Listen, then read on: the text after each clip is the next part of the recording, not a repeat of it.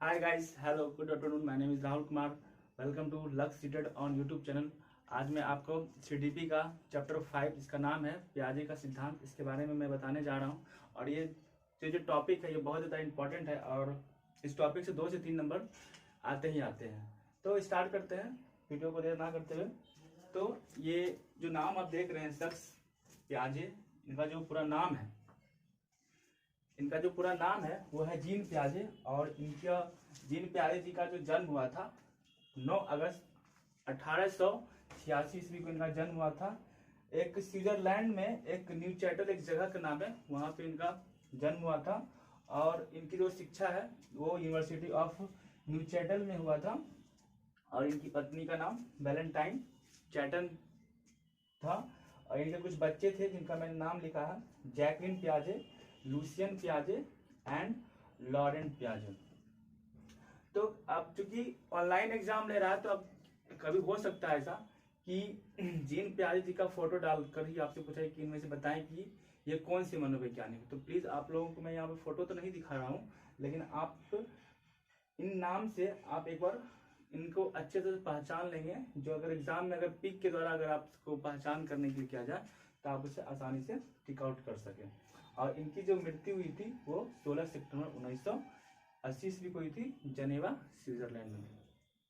आपको ये भी पता होगा कि स्विट्जरलैंड में दुनिया का सबसे महंगा स्कूल है।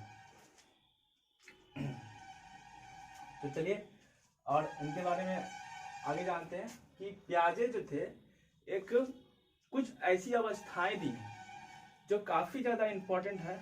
और इन्होंने संज्ञानात्मक विकास पे ज्यादा फोकस किया है, ठीक है। और इनके प्रवर्तक फादर भी इनके माने जाते हैं, क्योंकि जीन पियाजे एक बहुत बड़े मनोवैज्ञानिक और अनुवांशिकी एपिस्टोमोलॉजिस्ट थे। वह एक सबसे अधिक संज्ञानात्मक विकास के अपने सिद्धांत के लिए प्रसिद्ध है, जो इस बात पर ध्यान देता है कि बचपन के दौरान बच्चे का जो बौद्धिक विकास जो होता है वो बौद्धिक विकास के रूप में विकसित होते हैं। और ऐसा माना जाता है उनके अनुसार, यानी पियाजे महोदय कहते हैं कि बच्चे जो हमेशा खोज पे आधारित, वो खोज कर वो खुद से खोज कर जो है अपने ज्ञान का निर्माण करते हैं। आई होप कि आपको ये समझ में आ रहा होगा। और पियाजे महोदय जी का कहना था कि जैसे जैसे बच्चे की आयु बढ़ती है, जैसे जैसे बच्चे की आयु बढ़ती चली जाती है, वैसे वैसे उसका क्षेत्र भी धीरे धीरे क्या होता है, वो डेवलप होने लगता है और बच्चे की बुद्धि का विकास होने लगता है। उन्होंने स्पष्ट किया कि पहले बच्चा जो है निम्न चीजों को, निम्न प्रक्रियाओं के माध्यम से बच्चा सीखता है। मतलब कहने का बच्चे जो है सरल चीजों से होते होते वो आगे की ओर सीखता चला जाता है। और इनका अब इसमें समझेंगे कि जो इन्होंने जो विशेष रूप से संज्ञानात्मक पर जो फोकस किया है, तो जानेंगे कि सबसे पहले कि संज्ञानात्मक विकास होता क्या है, ठीक है। संज्ञानात्मक के अर्थ के अनुसार इनके कुछ जीन पियाजे के द्वारा कुछ संकल्पनाएं हैं वो समझेंगे। और इनकी सबसे इम्पोर्टेंट चीज है इनकी अवस्थाएं, जिन्होंने 4 अवस्थाएं दी जो सबसे ज्यादा इंपॉर्टेंट है। और अगर आप इन 4 अवस्थाओं को अगर आप अच्छी तरह से समझ लेते हैं तो आपको आई होप कि आपको क्वेश्चन को सॉल्व करने में प्रॉब्लम नहीं होगी। तो आगे स्टार्ट करते हैं। सबसे पहले हम जानेंगे कि संज्ञानात्मक विकास होता क्या, किसे कहते हैं संज्ञानात्मक विकास। ऐसे अगर माना जाए संज्ञान मीन्स बुद्धि यानी बौद्धिक, यानी कि संज्ञानात्मक विकास का अगर अर्थ करेंगे कि संज्ञानात्मक एक ऐसी बौद्धिक प्रक्रिया है जिसमें विचारों के द्वारा प्राप्त किया जाता है, एक दूसरे से बात कर। अगर हमें कोई चीज समझना है तो उसके लिए हम पहले डिस्कस करते हैं। डिस्कस करने से क्या होता है कि उसका एक निचोड़ निकलता है, जिसके कारण जो है वो आगे का आइडिया लगाया जाता है, उसी को हम बौद्धिक विकास बोलेंगे। संज्ञानात्मक विकास का एक बहुत बड़ा व्यापक अर्थ माना जा सकता है, ठीक है। इसमें बच्चे के द्वारा सूचनाएं प्रसंस्करण, भाषा सीखने तथा मस्तिष्क के विकास के अन्य पहलुओं पर केंद्रित किया जाता है। जीन पियाजे के अनुसार बालक का जो बौद्धिक विकास होता है वो क्रमबद्ध तरीकों से सीखता है।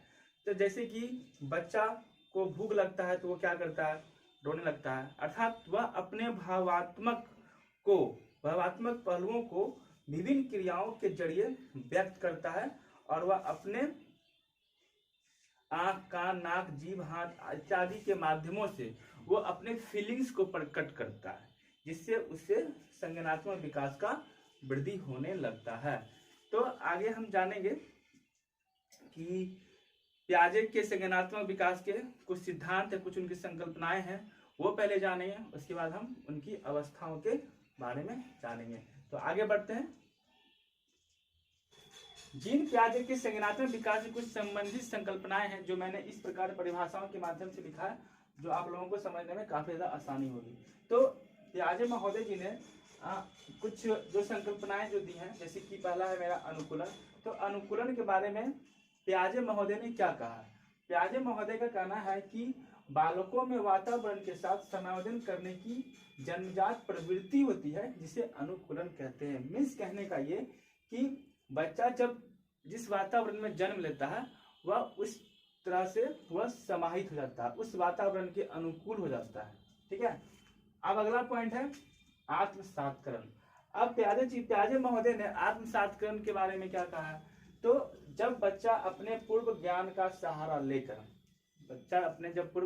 सहारा लेकर और कुछ नई चीजों को सीखता है, तो उसे हम क्या कहेंगे? आत्मसातकरण कहते हैं। अब अगला पॉइंट समायोजन। अब समायोजन जो है क्या होता है? जैसे कि मैंने बताया कि आत्मसातकरण में नए